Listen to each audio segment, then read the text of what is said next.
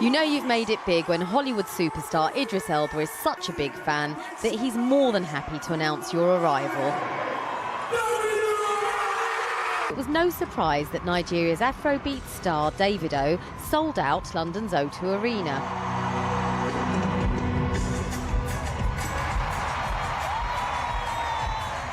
As one of the most followed African artists on social media, his videos are now hitting 100 million views. The first African artist to perform live at the MOBO Awards. From Ed Sheeran to Alicia Keys, the influence of his sound is everywhere. Nigerian pop's favourite son is now a global commodity and people can't seem to get enough of it. Being African is cool now, you know what I'm saying? Years ago, it wasn't really cool to be African. Not only music, like the clothes, the food, everything, the whole culture. I have the biggest record ever in America right now, an African record.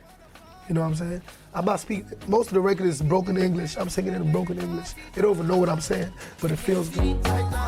Entertainment has been a saving grace for us in Africa because that's really the only thing we can look at and smile.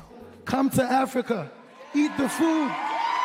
As he's been picking up awards, he's used his celebrity to both celebrate Africa and call out its endemic corruption. I want to talk about what's going on in Africa. I'm not a politician. What I was really saying at the MOBO was just, there's a lot of things happening back home, you know what I'm saying, I feel like it's not right. If I was in their position, there's a lot of things I would have done different. Things like what? I mean, I really don't have an example, really. Just do your job. Well, these are guys that have houses in London, have houses in America, private jets, blah, blah, blah, blah, blah.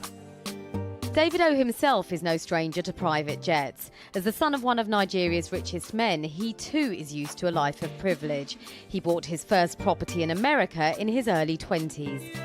I bought that house when I was 23. No, 24. So I moved there. I'm the only African American or African person in that neighborhood.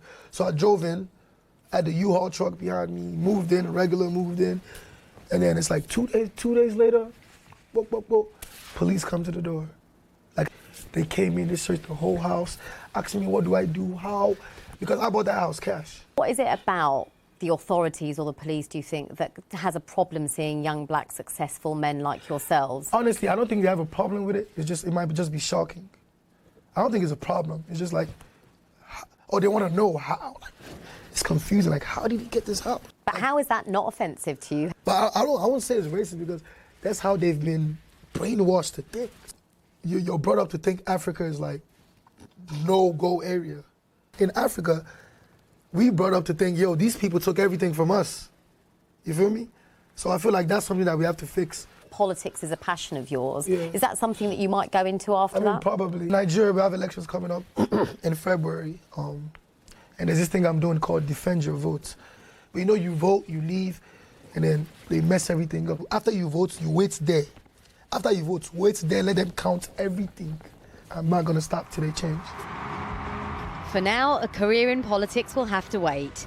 Next on his to-do list, New York's Madison Square Gardens.